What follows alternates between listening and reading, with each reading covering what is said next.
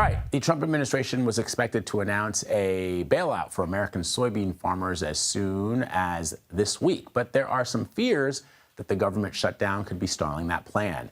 The soybean industry has been particularly hard hit by the trade war as China boycotts the American export. I don't believe there'll be a profit this year. I think we will go backwards. It's an endless cycle that we're caught in right now, and this is all I know. Can't do it any better. Incredibly heartbreaking. Let's bring in CBS News correspondent Lana Zak, who's joining me now from Iowa City, where many farmers are sadly feeling the pinch. That gentleman you were speaking to there, Lana, you can just hear and see how devastating all of this has been for him. So just break down for our viewers the consequences that are sort of trickling down to farmers who are facing these dire straits from trade tariffs over the last few months. Yeah. Hey there, Vlad. Good to be with you. So that's Rob Ewald. He is a corn and soybean farmer in the Quad Cities. And I have spent several days with him. And over the course of all of that time, that was the rare breakthrough of emotion that we heard from him. Like most farmers, usually he tries to put on a brave face, but he said he wanted to be honest about how difficult the situation really is, because he wants others to know that they're not struggling alone. And he grew up in the 1980s watching his parents go through the farm crisis of the 1980s, and he sees the parallels to right now. Part of the problem is that he, as he said, pitched a perfect game.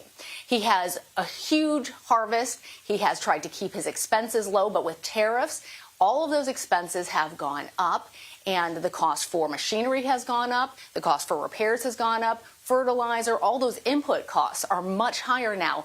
And then on top of it, China, the single biggest soy purchaser in the world, has decided not to buy any U.S. soy as a result of those tariffs from the Trump administration. That means right now he is stuck with all this extra produce, and he doesn't even know really what to do with it, whether he should hold on to it or sell it at an extremely low price.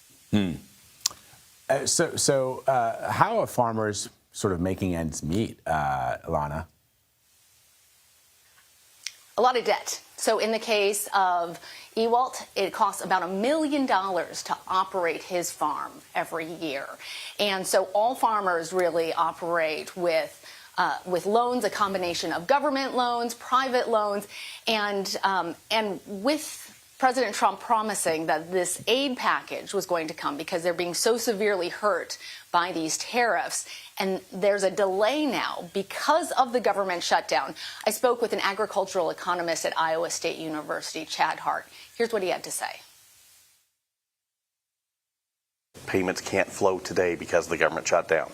It also means that, if you're looking for a government loan right now, you're not able to obtain a new loan. They'll continue to service old loans, but new loans are now shut off.